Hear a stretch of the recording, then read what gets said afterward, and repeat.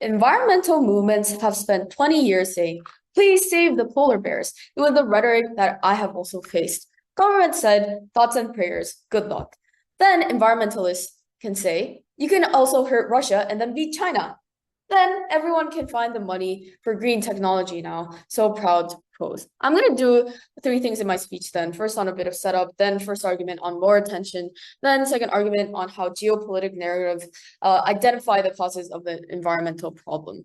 First on a bit of setup then. On characterization, we think environmental movement looks like three things. First, it looks like NGOs and small movements, etc., etc. Two, they protest big but comparatively small minorities. Three, environmental movements are also already really controversial, for example, like the energy prices that they keep on pushing.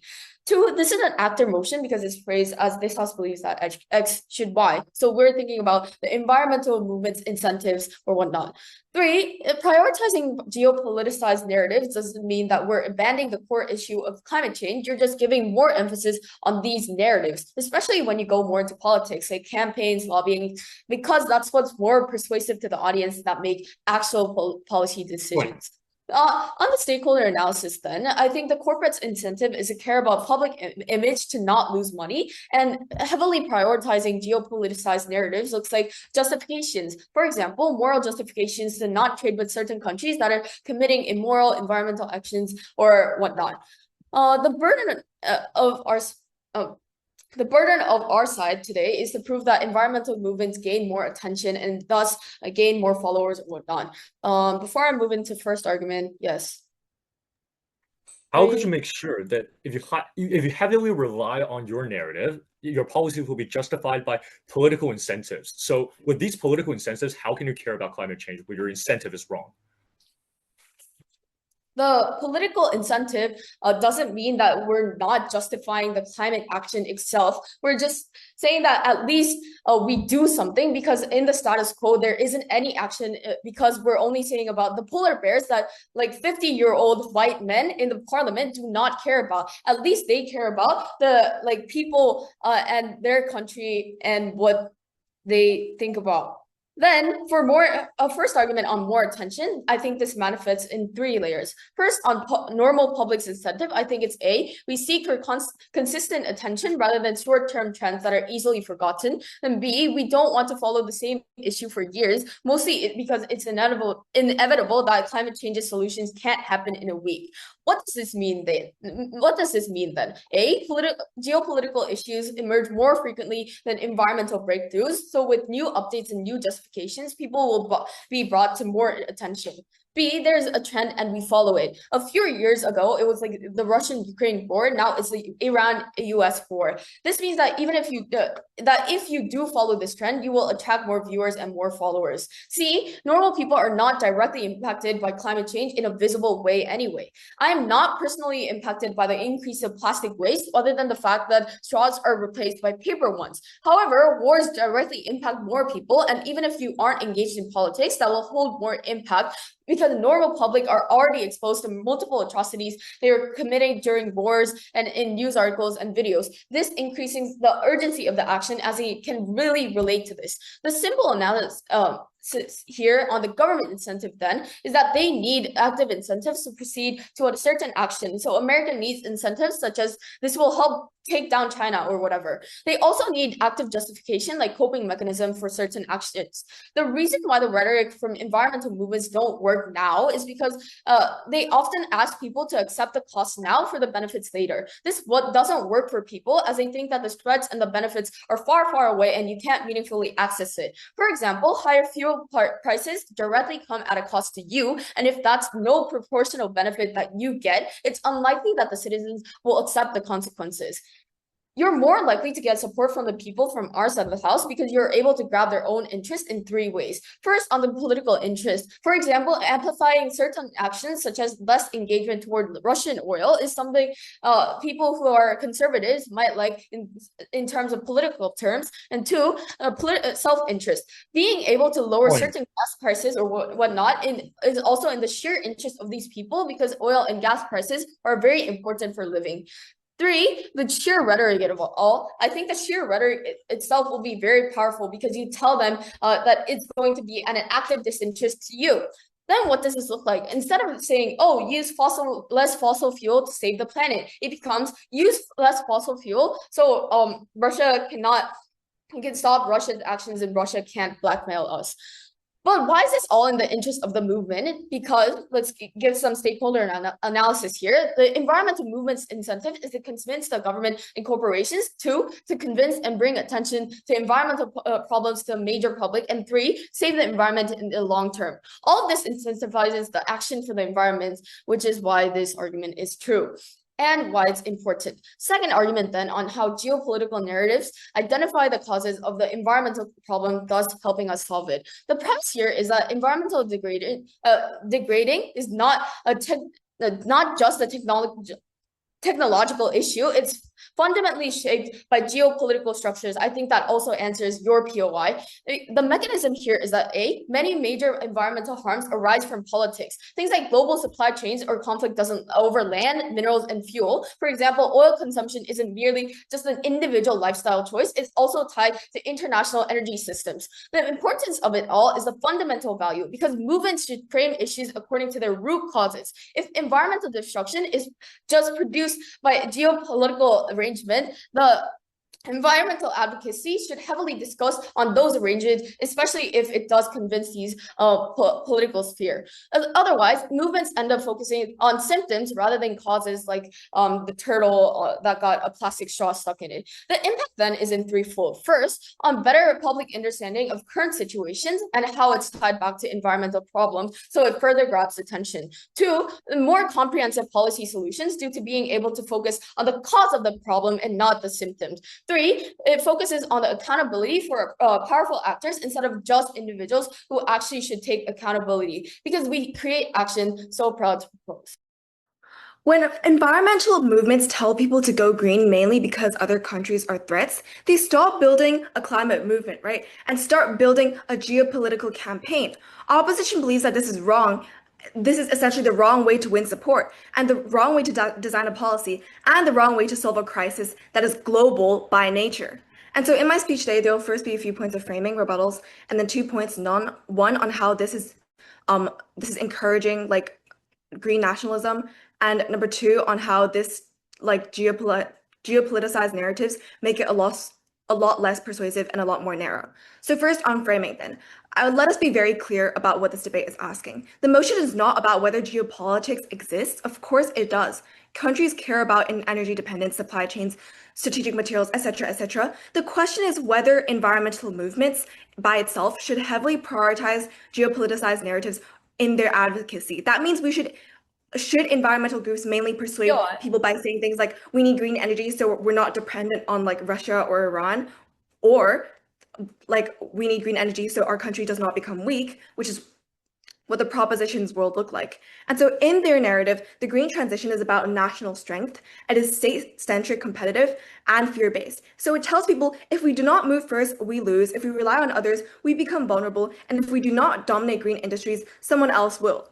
And that narrative does not stay at the level of slogans. It essentially just shapes policies.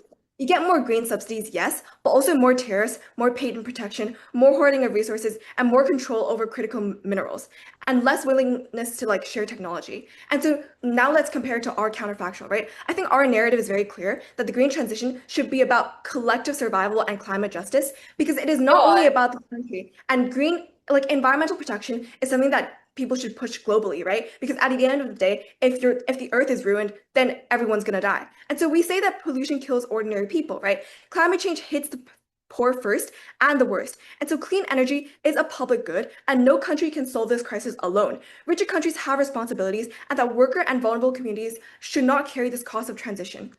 And so our model is more focused on human welfare, responsibility, public good, and environmental justice. And that leads to different policies, right? We think that leads to more climate finance, more disaster resilience, more tech transfer, etc., etc. And so this debate is not just about like the messaging style. We think it is about what kind of politics environmental movements create. And on their side, it's more about climate politics being erased. And our side, climate politics actually remains moral and a collective project. More of like a collective project. Now moving on to our winning metric. I think our winning metric is very simple here.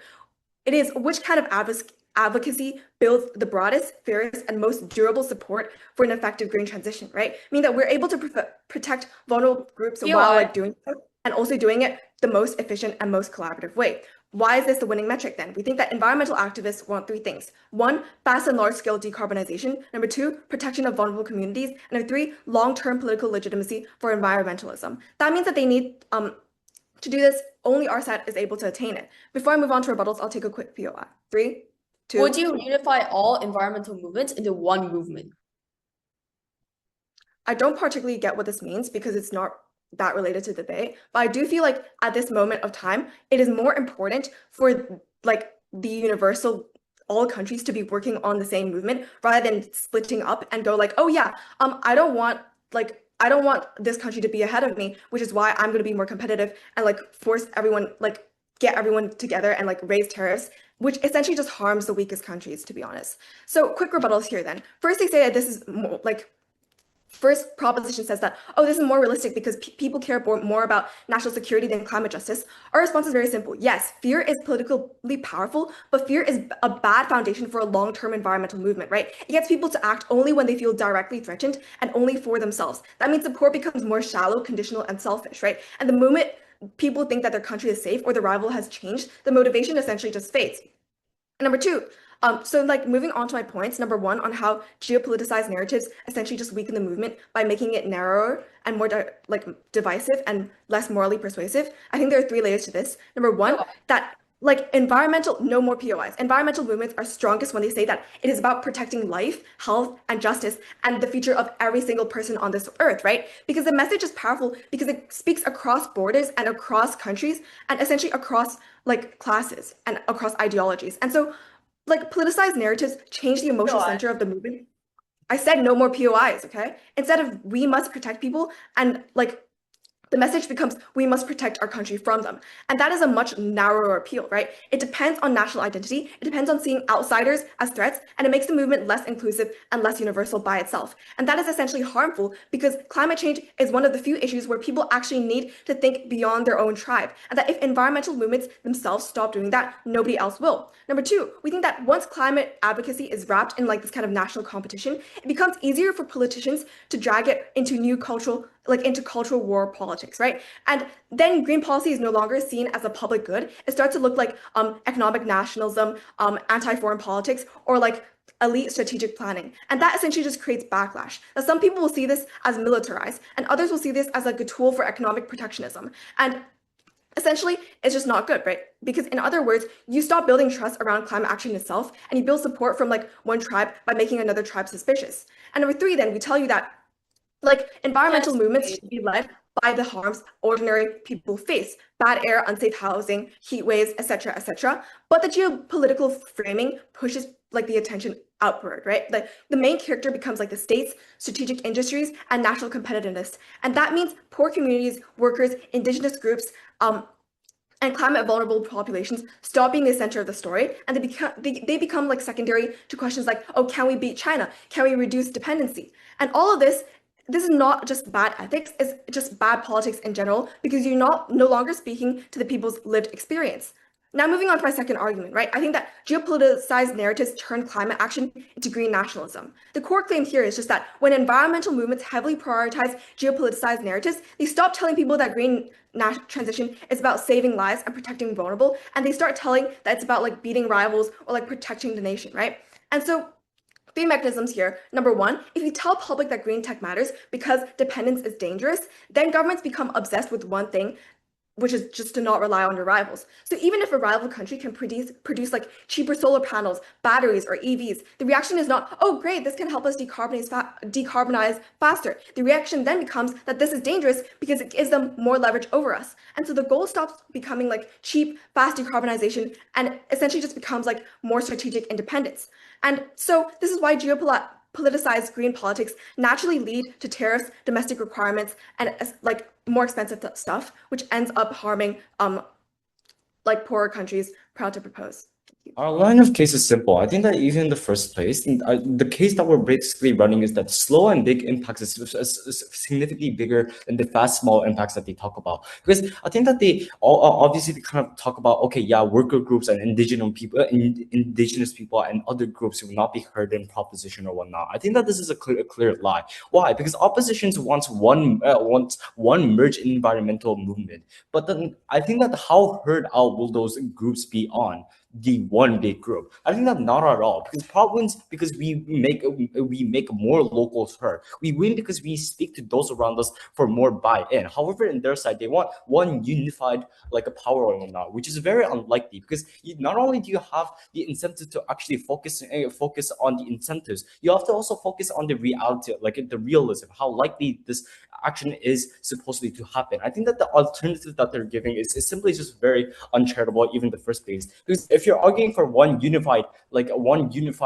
statement or whatnot, or agreement on a certain project, I think that that's a very hard thing, because not even the biggest organizations contain one of those simple lines. Then why do we believe that this certain metric of slow and big impact is simply better than the collectivism that they talk about? I think it is because of three reasons. One, on scale, even if you do say that this type of small impacts that come from their side, like in very versatile forms, the scale in which big impacts looks in our world is in a political level. It fundamentally has to be bigger, because governments have incentives to act bigger than our average environmentalists alone. But B, I think that the urgency of the situation is that, okay, oppositions wants to save the planet, and we gave you the mechanism that because that country is doing certain bad things to the world, we should stop them. I think that here it not only provides urgency, I think that it also provides active justifications to do this. And justification is actually kind of like important in this debate, because if you kind of like actively say that there is a certain things that should be done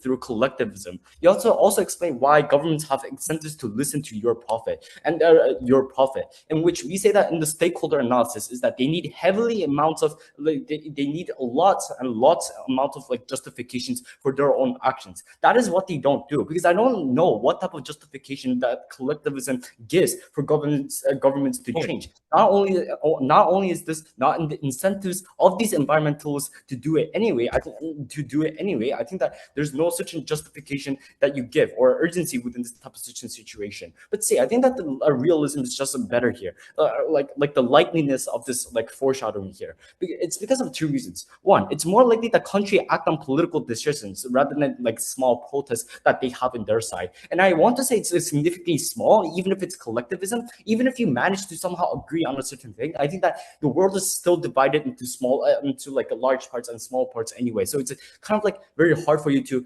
gather into a very like a large group. Even if it's large group, we say that it's comparatively small anyway. So therefore, I think that there is no incentive for a government to listen to the protests that exist in their side simply because of whatever collectivism that they have. Two, it's likely that this is in the long term rather than the short term, because in opposition's world, they rely on TikTok trends or useless educational programs that they probably think probably work, but I don't think so. Then what is the weighing metric here? I think that there is one point that they talk about. It's like morality. I think that here they talk about how, okay, yeah, if your incentive is wrong, why is it still justified to follow this? I think that it is because of three reasons. One, I think that environmentalists are already controversial throughout the world. So wrong incentives has always been there anyway as a mitigation to respond to this point. But B, I think that it's also most likely that political claims will fill into the country that these type of environmentalists are in. This means that is to say in two things. One, Russian, for example, if you're a Russian environmentalist, you will most likely say, okay, yeah, green taxes should be provided, because saying that Russia is bad is significantly not fitting to your own country. But it could be in the interest of American environmentalists to say that you should buy gas from Russia so that you can actually have like lower the gas prices or whatnot. So I think that the point is that the one thing that we actually agree on, which they claim that we don't have, is that the end goal is that we want change. I think that one certain change is all tied back to environmentalists anyway, environmental problems anyway. But second, it doesn't mean that you have to agree on one certain action. Like I said, you're essentially doing what you can do within your own area. But before, and third, I want to provide the actor motion, but before I will take that, if you want. then what is your justification of your policy? Because the goal of your policy as environmental policy is still to save the earth, right? But you justify it with politics. What is your reason here? What is your logic here? I think that the point here is that there's active change, there's active incentives. The problem with your side that I'm saying that is that there's no significant change. The justification here is that basically because there's significant amount of change that is actually happening because governments have incentives to move, that is justified. Why? Because I think that in the stakeholder analysis, we already gave you the fact that the prioritizations of these environmentalists is most likely change. And most likely change more than anything because they care about the environment more than anything, but like more than anything, even if it's war, they probably care more about the environment more. That is the justification here that exists. It's an active debate. You should be tying it back. And this is the exact point that I want to talk about here. Even if they talk about morality, we gave you stakeholder analysis that the environmentalists have active reasons to do this because they believe in the morals of the environment more than the political morals. You should weigh this high because probably this explains on a active level that people don't have incentives to do what they're suggesting. If environmentalists don't have incentives to do collectivism because it's literally hard to grab everybody in one place and with one agreed statement, then there's no incentives for people to do that. That is the burden that we say. Then there's a counter burden for them to explain. The first one is that there's also a counter burden for them to explain why then we should less prioritize accountability. But second, they should also have a burden to explain what their exact counter model is, because I think that collectivism isn't any better if they're saying that the problem with our side is that, oh, there's no agreed upon. And I think that they talk about green nationalism. 3 reasons here. I think that this isn't true because of 3 reasons. A, how is this different from the status quo anyway? Countries, they already hate when other countries are doing better than them. If US develops a new Tesla, of course, China will be mad. It's kind of like obvious to such a point that obvious to such a point that nations inherit, that's kind of like a nation's inherent incentives. But 2, I think that the country will work together so that they can be better than the countries that they hate more. For example, in the info side, they talk about EU collaborating so that they can take down Russia. But lastly, there was much cooperation anyways, so opposition doesn't need help anyway, because they push the counter model of all countries working together. How likely is that is the main point that we're pushing here. More than proud to propose. Proposition is allowing hostility happen in international relation. And at the same time, they let the climate change a global challenge that is irresolvable on their side as they prioritize the incentive within a narrative of geopoliticization within environmental practices. Therefore, we're so proud to oppose. Just 3 things in this debate. Firstly, I'd like to bring back and defend our framing and tell the judges why this framing is the more likely happening case and why is it the intention of the motion of the debate. And second, I'd like to provide some responses for our opponents and at the same time defend our own stance. And a third, one piece of extension on the poor countries.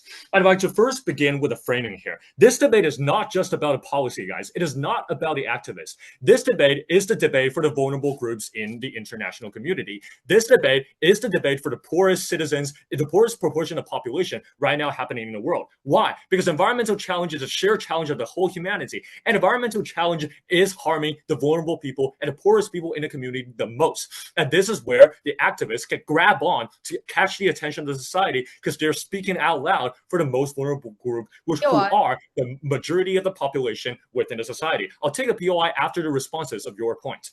I'd like to then defend our framing. The first piece of framing is clear by first speaker. The first speaker tells you that environmental protection is a shared goal for the whole humanity. And either team can prove that they can reduce the hostility in international relations, humanity's collective efforts towards environmental protection, and whoever can protect the vulnerable groups the best can win this debate. This is our greatest framing. So what does it look like on proposition? In proposition's world, the narrative is if we don't develop green industries, we will lose the advantage in international relations, and probably our rivals such as Russia, such as China, will win. This is state-centric narrative, guys. But the difference of opposition is our narrative is we're doing this for the Earth's sake. We don't do it. If we don't do it, environment will deteriorate day by day. This is human-centric, guys. This is human-centric. The comparative here is we are placing our narrative on a broader context of the world. We are relating ourselves to the more vulnerable and the more majority of the population in the world. While your activists are only state-centric and only appealing to the incentive of your own government. I'd like to begin with the responses of our opponent's point, and after that, I'll take the POI. Our opponent's main point is that activists on international relations, for example, their geopoliticization will be more relatable to the public citizens. They'll be more relatable to the voters, and they think that they can collect more money than us. And it doubts that if our narrative is more feasible and more accomplishable on our side. We will defend it one by one. Firstly, the threat from Russia is not relatable for me as a global citizen because it's not the same that Russia invades USA. If I am a citizen of the USA and they simply tell me that USA is losing advantage in international relations, I'm also not feeling it directly, right? I'm still a citizen living in my world. This is also not a relatable narrative to me. But secondly, why is our narrative more relatable? It's because I'd like to prove it through an example. The typhoon in Hong Kong in 2012, which experts say is caused by intensified climate change, which killed millions of people in the shanty communities that are poor, that are the most vulnerable groups within a population of this poor region of Hong Kong. The majority of the population will feel the environmental disasters, the pollution, and a day by day, for example, you're going to wear masks when you go outside because PM 2.5 in Beijing. You're going to wear masks. You're going to be affected if you're living in the poorest community in Hong Kong. You're going to be affected by this flood and typhoon caused by climate change. And you get that every one of these information of activists online, activists can simply relate to you by saying that day by day, you're wearing masks every day, right? This is very relatable. This is relating to the very daily life of millions of people. But thirdly, even if you don't buy this, you are allowing populist movements happening, even if they collect money. Extremity, international relations will deteriorating and will cause more harms.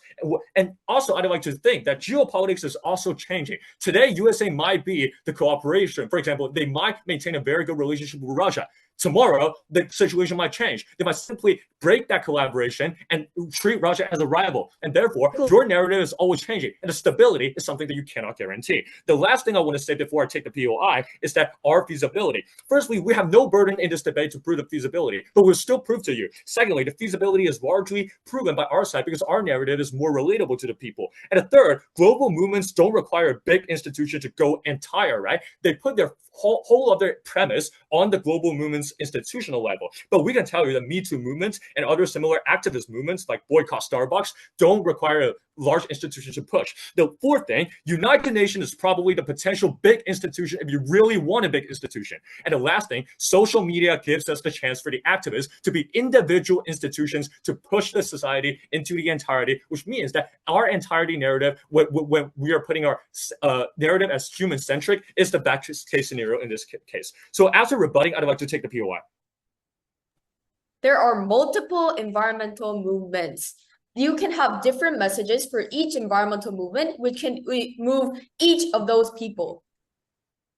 No, I mean, different environmental movements still need, for example, a constructive spirit, right? They have to share a spirit, but you are blocking every one of the possibility. They can share the spirit that is human-centric, that can pave pathway for saving the most vulnerable people in a group, which will lead to my extension of increasing inequality and asymmetry of power in development globally on your side of the proposition. Two premises. The first premise is developing countries and poorer countries are where the mass majority of the poor population, who are the greatest stakeholder in this debate, that our framing is talking about, lives there. This debate wants us to save these people, the poor infrastructure, where they live in poor infrastructure, poor services, no more POI, please, more services, poor infrastructure, and they live day by day to be constructed, to be harmed by the environmental changes the most. And the second premise is developing countries and poorer countries have less resources, less crucial natural minerals, and less power in international relations. Why is it bad? Because in developing countries cannot get involved in a narrative of proposition. Proposition bases the narrative on a premise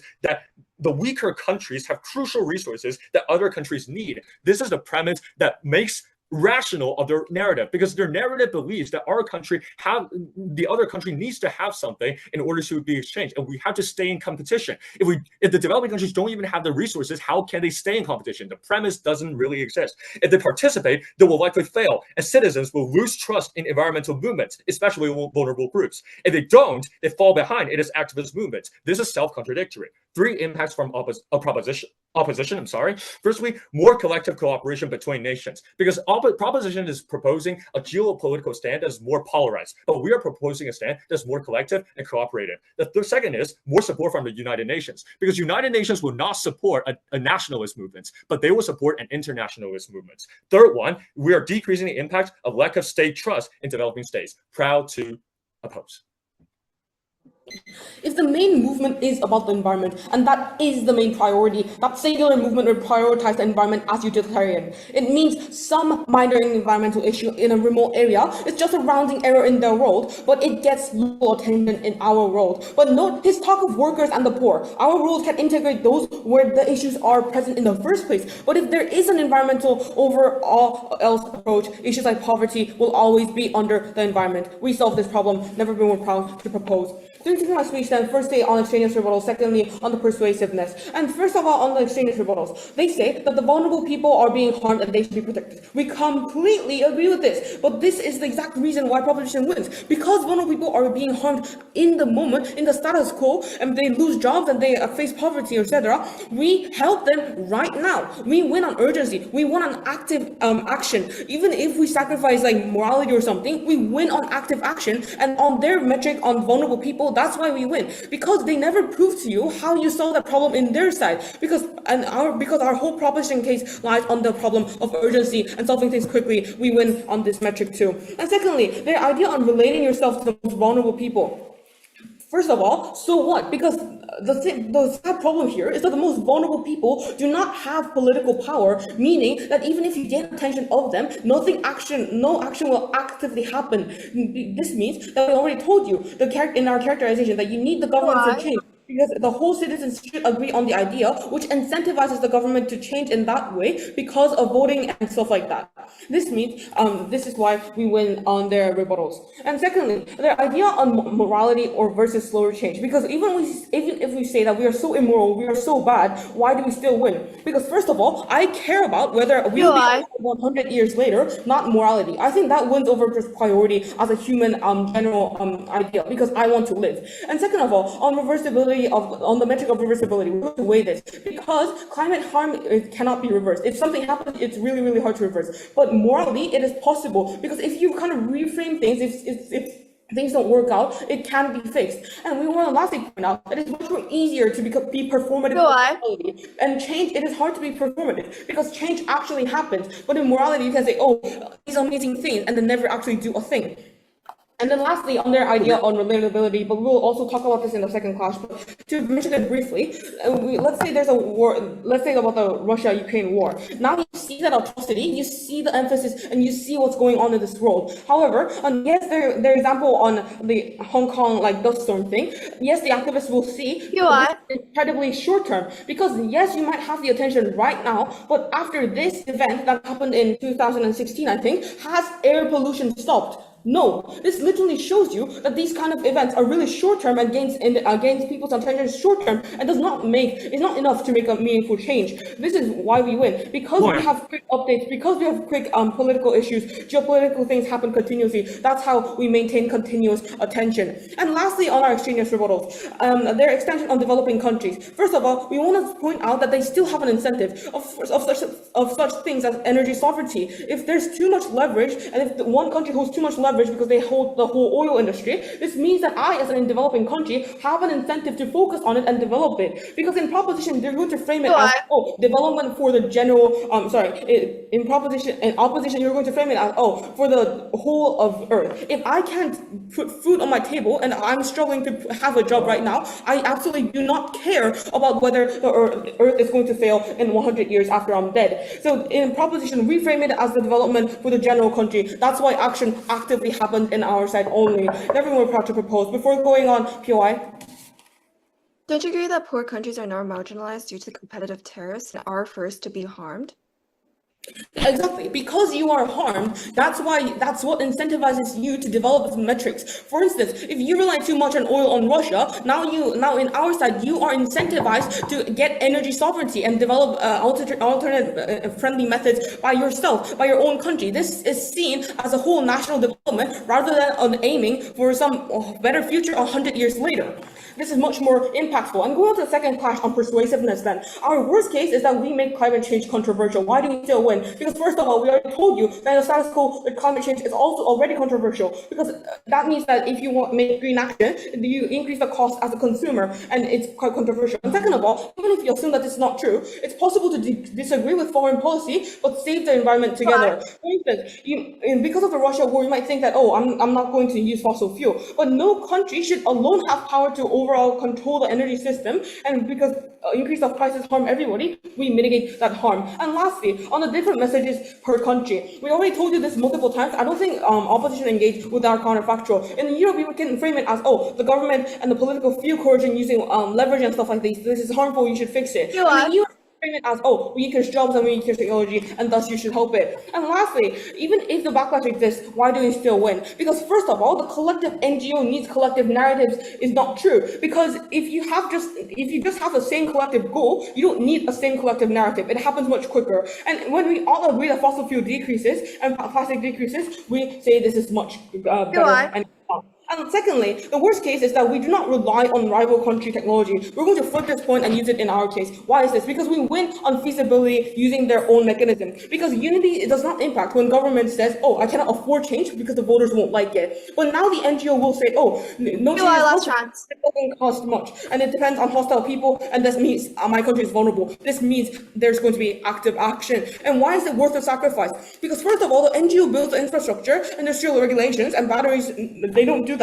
Because even if opposition NGOs cooperate smoothly, proposition is more feasible and with high impact. And the metric on reversibility, few NGOs clash means that you can fix the relationship, but during that time, the government continues to build oil pipes, patrol cars, and loosen regulations. That means that the infrastructural problem outweighs this. And lastly, on the idea of flipping their case, the country says, oh, hey, green technology is important. This means that you have self-interest to act in that way, because it's more feasible than caring about everybody on change that will happen after I die. And the worst case here is that we do not rely on rival country technology. But this means that if the rival country develops a green technology, I will do too. For instance, look at the Cold War and the space race. Same thing will happen, but it will be a green race just like between the US and USSR. There's going to be much more coalition. There's going to be much more incentives for the country itself to take care of its citizens and actually develop green technology. Never been more proud to propose.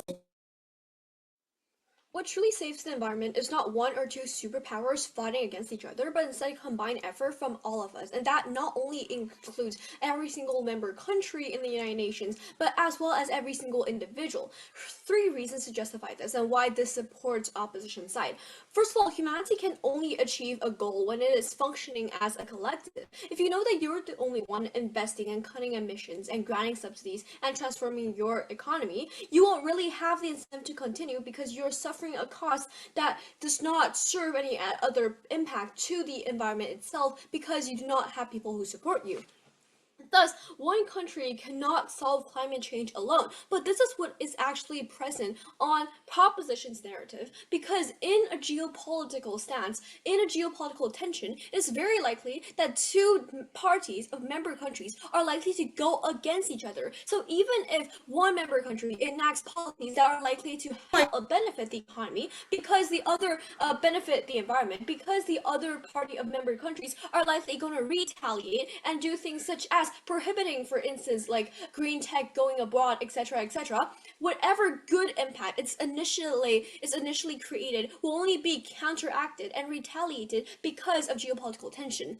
Now, secondly, we want to point out that the scope of these movements are actually extremely limited because you need to have it be justified by, let's say, geopolitical tensions, and the current events is more likely going to be, for instance, tariffs on green technology and protectionism and energy security. So it's not going to really do things that benefit the environment truly. For instance, we're not really going to say we need to extend our sphere of influence over the Arctic, so therefore I'm going to say polar bears, that polar bears can support me. You're not going to do this. So what is truly good for, let's say, biodiversity and truly good for the environment in the long term are not going to be the goals that we focus on. So there will be no crucial and actually concrete impact over the long run.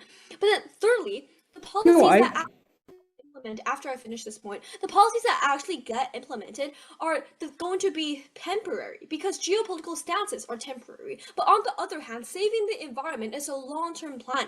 Why? Because geopolitical tensions shift every day. The US and Iran have signed broken half a dozen treaties in the last month, right? Trump's tariff shifts when people listen to them. When China by stopping crucial mineral exports, and when NATO gives a speech, right? So the problem with linking a plan that needs to be stable with something that is increasingly unstable is that these plans are uprooted and damaged before any change has actually been enacted. So this causes bureaucratic delay, right? And the problem is because the environment and because climate change is a very urgent issue, using their own framing as urgency, there should not be any bureaucratic delay. So at the end of the day, when we actually view the net benefits, positive stimulus towards the environment, there's no concrete change, any change from their side. Yes, your POI. If the UN is so great, why do we have problems right now? First of all, I was never talking about the UN right now. And secondly, well, if you prefer a world without the United Nations, sure.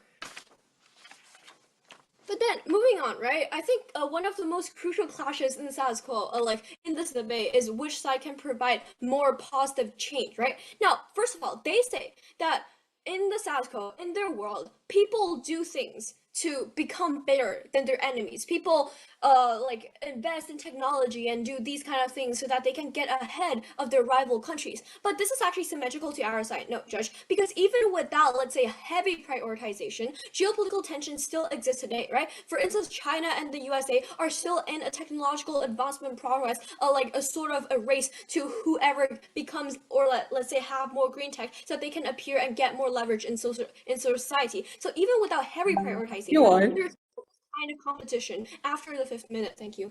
But what is actually absent on our side is the heavy prioritization. We are not engaging in this competition purely for like the risk of this competition, right? So in their narrative, the focus on winning the competition and how much advantages you actually bring to society is overcome, is uprooted. Instead, what you have is prioritizing the competition for the competition's sake itself. So yes, we admit that competition itself is good, but they have never done anything in all 3 of their speeches up to now to justify why competition is so good, so as to justify the heavy prioritization. They did not reach this tipping point. But then on our side, what we do have, first of all, is the United Nations. What we do have also is the current natural positive amount of competition. But even if you do not buy all of these, we still say that at the end of the day, when you look back in the last, like, let's say 2 decades or 3 decades, like, green technology has already grown a lot, has already quadrupled. Like, so you see that we are still enacting some kind of change. But as we said, as we told you, panel, on their side, they do not have any change because there is bureaucratic delay and also like, rivalry between countries, and negative competition will counteract whatever little stimulus they bring to the environment. But then, also, on our side, we need to add that, again, we also educate citizens that we need to benefit the environment because the environment itself is increasingly important. And this awareness is also what you should prioritize in this debate when you judge and give balance, right? Why? Because, as we said, tensions are temporary. So in the long run, what actually changes the environment is a steady and dedicated push. On their side, they are only aggressively laying the foundations to things that will no longer enact, because far before they will build on those like foundations, the parts, the justifications, the stimulus, the, let's say, rivalries between countries have long vanished. So there will be occasional reversible push and thrust of energy towards their direction. But we think at the end of the day, that is not built on all the foundations that they have already built. But then, to the second major clash of this debate is which side actually benefits vulnerable people. We actually believe that what they say, what they claim that they're helping like vulnerable people is pretty ridiculous, right? You see, when we are reducing dependence on Russian oil, let's say, in light of the EU, what you see actually is because the Strait of Hormuz is currently closed, these vulnerable people have no oil. They cannot even drive their car. So you're actually hurting the people that rely on those cars. You're actually hurting the people that are living in those middle and low income families, right? And also they say eventually poor countries will learn to have independence. Poor countries will learn to be able to sustain their environment. However, we actually tell you that what poor countries actually end up is that they're caught in the middle ground. They have no infrastructure. They have no financial budget to actually sustain their own, like, these progresses, etc., etc. But overall, you also see that because they do not want to get Russia angry, and they do not want to get the USA angry, they're actually caught in the middle ground with nothing to do. Therefore, because we are the side that actually promote action, please vote for the opposition. Proposition is supporting green nationalism. Why is it not good? Because it paves pathway for polarization in international community, which would do no good to protect the most vulnerable groups in a best. Our case scenario provides a very good framing of the basic question in this debate. And therefore, centering around this basic question and basic framing the debate should look like, I'll provide 3 things in my speech. the biggest question and how the other side's answer to it, some basic materials and impacts brought back, and a best case, worst case scenarios comparison. I'd like to first state the biggest question in this debate. Who saves the vulnerable group who are the 46% of the world population the best? We believe opposition wins on this question. Proposition answers this question by saying the Raja is surpassing them, by saying that we do not get access to the to the crucial minerals, to the crucial oils, we're going to be surpassed by our rivals in the international communities. Opposition answers by saying that international collaboration is our theme, and policies will be directed in the interest of the vulnerable groups. About vulnerable groups in Hong Kong, hit by the rural communities, hit by the typhoon and flood. About a Guyong village in Seoul, South Korea, hit by massive landslides, flooding, and fires, which are the urgent questions that we want to save. We want to save lives, save infrastructure, save time, and we want to save a lot of energies and sources. Why we answer this better is 4 reasons. The first is that we are more relatable to people. We are telling them that you are no longer want to wear your mask every day when you walk on the street because of PM 2.5, and activists can save you with the environmental movement. Secondly, we are paving a way for international collaboration because the hostility and animosity nature of the narrative of our proposition cannot pave pathway for collaboration. It will only start the conflicts between different groups. But however, if we can collectively push the movements with the help of United Nations, with the help of social media activists, we can actually solve this problem and direct the policy towards a global cooperation, which is the best case scenario for the whole humanity. Third one, we have more support from the United Nations, get more money, because UN will not agree with you to support a nationalist movement. It will only support an internationalist movement that our alternative is providing. Fourthly, developing countries on our side will follow. According to the extension of my second speech, I have already argued that the narrative of our opponents is based on the premise that the developing countries also have a say in international community, which is actually not very true from the true scenario. What we are paving a pathway is for the equal access to these narratives, to these moral high grounds, and to the people all around that we don't want to see be neglected. Therefore, I'd like to bring back some basic impacts in this debate. Opposition's greatest impact in this debate is that we believe that proposition creates war, conflicts, populism, climate change is remain unchanged. We see that Trump kidnaps Maduro in Venezuela for oil, even if the countries are nationalized. We see that conflicts are going on and world peace is being tortured and international relations is deteriorating, finally also harming the most vulnerable groups of our community in our framing, because the most vulnerable group of the community have little ability to adjust for themselves in the society life if the conflicts are ongoing. A common citizen living in the shanty poverty groups in Venezuela will not get the absorbed impact to protect himself if Venezuela is being harmed by the war from the United States, simply because a nationalized movement to get the minerals oil. But secondly speaking, our opponents is mainly focused on getting some critical minerals or critical substances or resources because they're centric, they're heavily reliant, see the motion, heavily reliant on the narrative of nationalized movement. While we are developing a greener technology, developing long-term development, in the long term, we are better off. But in the short term, we're also better off because the conflicts and wars are going to be less mitigated. Let's compare the best case and worst case scenario. Prop's best case is polarization and geopolitical stance, ongoing wars like Trump is doing at Maduro's government. While worst case on Pop is still peaceful cooperation in international relations. Opposition left this problem solved. Proposition left war ongoing, and therefore we're so proud to oppose. UN is opposition's counterfactual. You said global coalition. Guess what the United Nations stands for?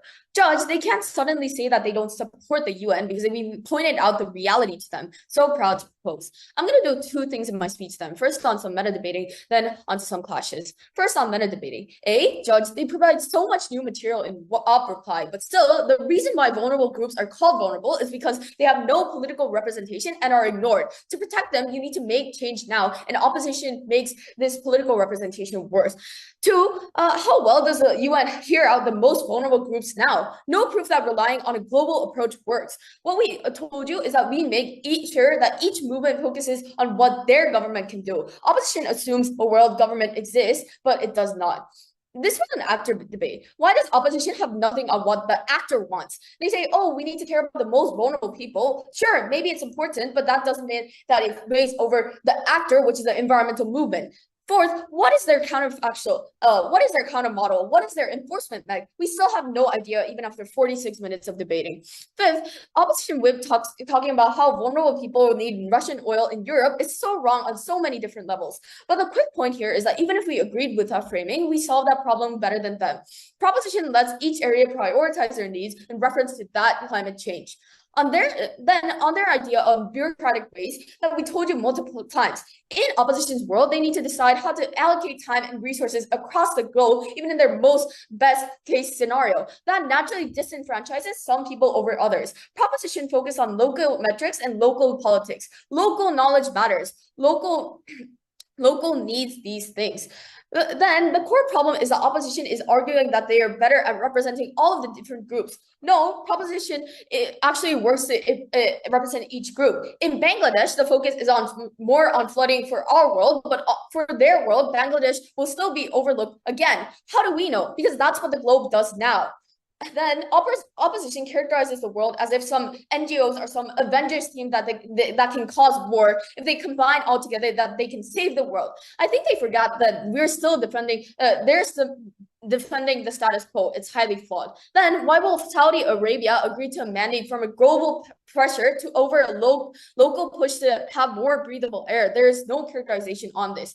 In opposition world, they have to decide how to allocate time and resources, as I said again. So we need to think global and act local.